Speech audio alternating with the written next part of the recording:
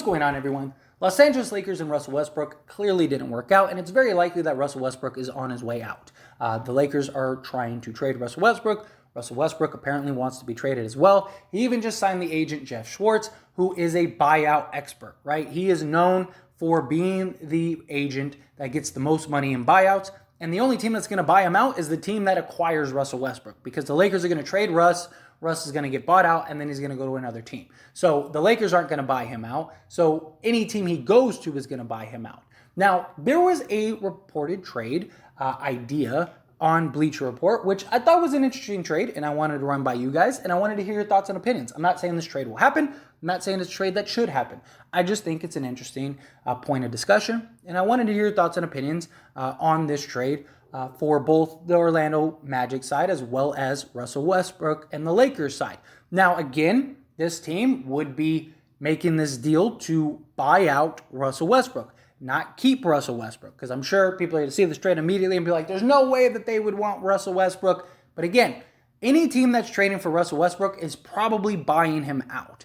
But that team that could potentially trade for Russell Westbrook is the Orlando Magic. And now, again, Orlando would be trying to acquire Russell Westbrook to trade so that way they could release him and clear off some salary. They would want to take on Westbrook's $47 million, which a lot of teams want his contract. They don't want his player. They want his contract. And I think that's where a lot of people get mixed up in translation. They think, like, this team would never want Russell Westbrook. They would never play Russell Westbrook. That's not what teams are trying to do. Teams want Westbrook because Westbrook is the only contract in the NBA outside of maybe Kyrie Irving. But even then, he's not as big as Russell Westbrook. Russell Westbrook is a complete board wipe. He is one of the only players that you as a team could trade for and your books are wiped clean. And the Orlando Magic have some players that they would be willing to trade to clear off their books to make way for their new roster, right? They got guys like Franz. They got, they just got Banchero. You got Anthony Cole. You got a lot of guys on the Orlando Magic that they want to build around for the future. And they're going to need to clear off some of their salary in order to do that, to sign new contracts, this, that, and the other. They got a very young core that the Orlando Magic want to see and potentially see what it could be and develop and grow and then start making decisions from there. Even Jonathan Isaac, right? He hasn't played the last 2 years, but last time he played, that dude looked like a potential star. That dude looked like a monster. So will he be a quality player? And so in a trade for Russell Westbrook, Orlando would be looking for a few things. They'd be looking to trim the fat of the contracts they don't need, as well as players that really don't fit what they're trying to do, as well as acquire some assets on top of Russell Westbrook. And so the Orlando Magic would receive Russell Westbrook, a first-round pick, and a second-round pick in return for a package centered around Markelle Fultz, Terrence Ross, and Gary Harris. And now, again, in this deal, the Orlando Magic would be moving off of three players that they don't really need and aren't really plans for the future. Markelle Fultz, he's a guy that could probably tie into their future, but he's just been so inconsistent. There's so many struggles, injury prone. Like, at this point, Orlando might be best just to move off of Fultz. When he can play and does play, he has shown some promise, but I think at this point, it's one of those things where they just let's just get off of it. Let's just move on. We got enough young talent that we have for the future that play Markelle Fultz's position, and so we're better off just moving off of him and just seeing what we got now. Terrence Ross, they have been trying to move for the last several years, and Gary Harris, again, is a guy that doesn't really fit. He has a role. He would be a rotation guy, but he's not a guy that is for your future. He's a guy that is just current, that, you probably would be best to invest his playing time into some of the other players. And that's what this deal would do. You move off of some veterans. You move off of a guy on Markelle Fultz, which is kind of it's a neutral. It's not a huge loss either way. Get back Russell Westbrook's contract, which clears your books from these three guys. You buy them out. You run with your young guys, and now you're ready and primed for the future. Start clearing up some more cap space. And then if, say 3 or 4 of these guys that are on your team really look like, oh, here we go, maybe you can go get another star or two or something like that to put with these guys. And now you're off and maybe you're a contender now. Because Banchero, he might be a guy that could lead you immediately. He seems like a guy that is ready now and could be a huge contributor and factor. And they do have a lot of really nice young guys. They have a really good, solid starting five. These three do not impact your starting five very likely. They do not impact your rotation very likely. So you're not really giving up any assets that are just like, no way, we can't do that deal. And again, Russell Westbrook would be a salary wipe. Now, from the Lakers' perspective, this makes a lot of sense, right? Because they need shooting.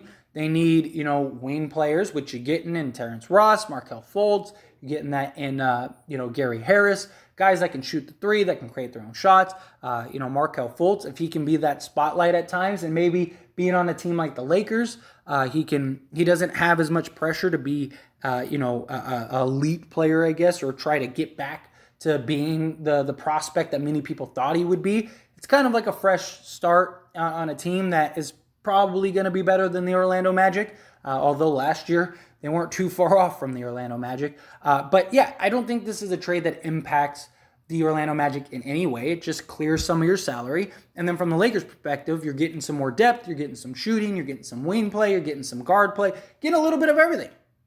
And this is a deal that could potentially lead to other deals, right? At worst case scenario, if you're the Lakers, you're getting some pieces that you could probably move in separate deals.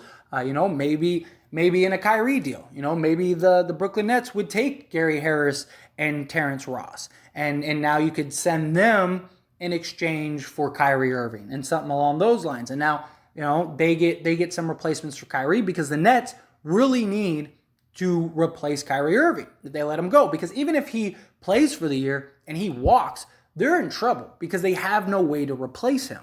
So this deal, at least, you could always move some of those guys, or you could keep these guys, and it just gives you more depth, gives you more shooting, gives you more playmakers. It gives you a little bit of everything. Markelle Fultz is kind of a wild card. If he could kind of stay healthy, stay on the court, and get back to being that, 20-point defensive guy, he could be a guy that could be very impactful for a Lakers team. Lakers got really younger this year, and this would kind of stick to that mold, but you kind of get some good vets that have been there, done that. And, again, Orlando, they would be taking on Russell Westbrook, not to keep him, not to play him, anything like that, just to buy him out, and then he would go elsewhere. And the Orlando Magic, they get to clear off the salary, they get to move off of some guys, they get to kind of give their younger players some more opportunity, some more shine, some more playing time. Again, I don't think that this is a bad impact move. I don't think this is the best trade for the Lakers necessarily. I think this is actually a good trade for the Orlando Magic because you're clearing some of your cap space, getting a first-round pick, you're getting a second-round pick. So you have just adding more, to your treasure trove. But for the Lakers, I think that there are better deals out there, but I think that this isn't a bad, plan G at this point, right? Because you have the Kyrie trade, obviously. You have, the Indiana Pacers deal, the Utah deal, and the Knicks deal. But the problem is the Utah and Knicks deal are dependent on Donovan Mitchell being traded. The Indiana Pacers deal is the only deal that is supposedly on the table that's not really going anywhere. And then Kyrie is based on what's going to happen with Kevin Durant, which we should find out shortly. So all of those things, I think, play a huge factor and I think are very important. But I do think that this is a solid deal for Orlando more than the Lakers. Again, this is kind of like a break glass in case of emergency type deal. It's like we can't get anything else.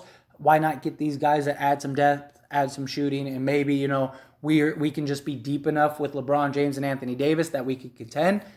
That would be kind of the thinking and logic. But as always, this is a discussion, so I want to hear from you. Let me know your thoughts and opinions down in the comment section below. What do you think of this deal?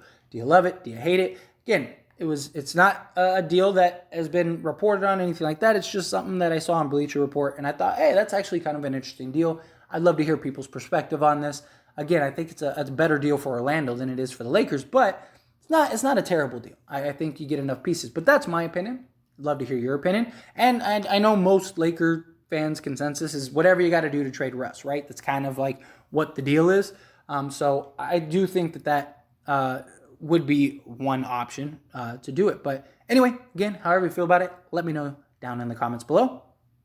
That being said, hit that like button. Helps me out a lot. Lets me know you enjoy these types of videos, and I truly appreciate it. If you're not subscribed to the channel, hit that subscribe button, followed by the bell notification. Stay up to date with all things sports. Join this wonderful community and all of our discussions. I'll see you all in the next one. Thank you.